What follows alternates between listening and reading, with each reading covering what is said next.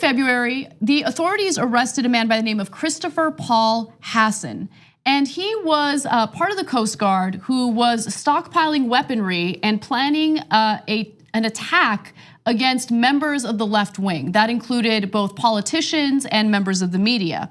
Now, he has been in custody, but it appears that prosecutors are refusing to charge him with terrorism charges. Now, again, he stockpiled weapons, was a self-proclaimed white nationalist, and was planning on carrying out acts of violence against left-wing members of the media and politicians. So Christopher Hasson has remained in custody since February 15th.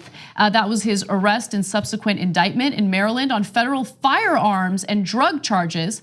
Hasson's attorney, Liz Oyer, wrote in a court filing on Monday that prosecutors recently disclosed that they don't expect to seek additional charges, which is strange because this was a motivated, it was a politically motivated attack that was luckily foiled by these investigators. In a February court filing, prosecutors called Hasson a domestic terrorist and said he intends to murder innocent civilians on a scale rarely seen in this country. They also said he is a self-described white nationalist who espoused extremist views for years and drafted an email in which he said he was dreaming of a way to kill almost every last person on the earth. So, I mean, I'm glad that they're taking this approach of refusing to charge him as a terrorist because we need to be fair, and they would never do that if it was a Muslim defendant, right? The Muslim would never be sent to the gulag in Guantanamo if they were caught with 10,000 rounds of ammunition and a list of people he was planning to kill. It's just the latest example that the word terrorism has lost all of its original meaning. It's basically just become a word that is used by the state to basically punish Muslims without due process. I mean, that's literally the only thing that it is right now. Well, if his name instead of Hasson was Hassan, I know that's just a couple, one just letter, one letter, we would have had a terrorist case. It would have been fun. It would have been, a huge media spectacle. The New York Post would have been all over it. So close.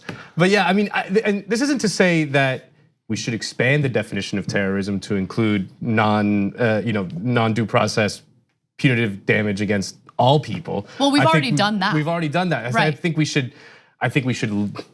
just retreat from that word entirely. Like this idea that that a certain crime would be different if it was terroristically motivated, I think is hugely problematic from a criminal justice standpoint. Well, it's weird because the one thing that you just mentioned that we shouldn't do, we've already done. Yeah. And when it comes to the actual definition and actual applicable charges of terrorism, we don't use it toward those people. So this is a person who, again, said himself that he's this white nationalist. He's stockpiling these weapons, and it's not like they're assuming that he was going to do these things with this weaponry. He had like a spreadsheet with specific people that he was gonna target, how he was gonna target them, and he was actually pretty forthcoming about certain things. Yeah, all he needed to do was like nail it on his forehead. Just like I am a domestic terrorist. The thing is, which by the way, that's your wall now. Is your forehead is the wall on your Facebook page. Exactly. No, but the thing is, as a Middle Eastern American,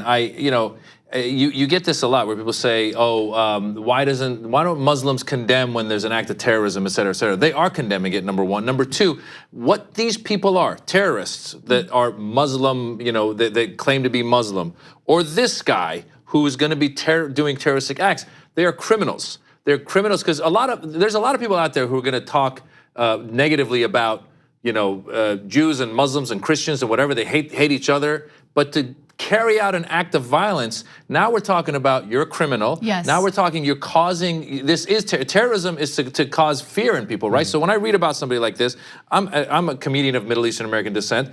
I feel terrorized because I feel like this guy could find my show, a live show, and go, I'm gonna go over there, there'll probably be a lot of brown people I can kill. So this is an act of terrorism, and I think that you're right. I mean, the term should be applied as what are the results? The results are that it's terrorizing people with your actions. And so, again, I don't know the actual legalities of it, but just because he's white or just because Donald Trump decides to only condemn it when someone of Muslim descent is carrying this act out, that person is also criminal. So let's be equal. Right, and you have to look at the current American climate when it comes to the issue of terrorism as a whole. So for instance, since 2013, this was back when Obama was in office, and even earlier than that, during his presidency, the Department of, not the Department of Justice, the DHS, yes, Department of Homeland Security,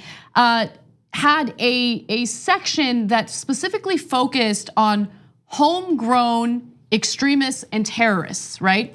And that, of course, included non-Muslims who were radicalized or wanted to carry out domestic terror. And the right wing successfully got what they wanted, and they wanted that group to disband within DHS. And so what we've seen for years now is our government refusing to fully investigate the real threat that we face when it comes to domestic terror. At the same time, terrorism is used willy-nilly over and over again when it comes to people of color, specifically people of Muslim descent. And look, this is not about identity politics and we're debating who should be treated different. No, this is about keeping Americans safe. I don't care if you're Muslim, I don't care if you're Jewish, I don't care if you're Christian, I don't care if you're white, if you're purple, it doesn't matter. We should have investigators in the Department of Homeland Security who do what it takes to keep Americans safe, period. No, the real problem is Ilhan Omar's innocuous comments about 9/11. That's the real threat that we face. It's amazing. That's what they should be breathlessly talking about and freaking out about. Not a guy like this guy. There was also something interesting at the end of the article where it said the Coast Guard spokesman has said that Hasson will remain on active duty until the case against him is resolved. Oh, this is crazy. I'm going, Colin Kaepernick took a knee and he wasn't on active duty. Yeah. And this guy. It's crazy. Really? And by the way, I'm glad that you read that. I just want to read you some more details in what he was planning on doing. This is graphic 44. Hasson drew up what appeared to be a computer spreadsheet hit list that included House Speaker Nancy Pelosi, Senate Democratic leader Chuck Schumer, and presidential hopefuls Senators Kirsten Gillibrand, Elizabeth Warren, Cory Booker, and Kamala Harris. Several network TV journalists, MSNBC's Chris Hayes and Joe Scarborough, and CNN's Chris Cuomo and Van Jones also were mentioned. What would Chris Cuomo ever do to get him so mad? I can't imagine. Like Chris Cuomo, it seems so random. Chris Cuomo can sometimes be spicy, I think. Spicy. You know, it's the list of presidential hopefuls. Maybe he was just overwhelmed by so many presidential candidates. That Kristen Gillibrand. He's like, I gotta narrow it down. What do we got? 20 people in there? Makes me so mad. Now this guy is, and the other thing that's interesting in there was it said that Hasson, I keep wanting to say Hassan.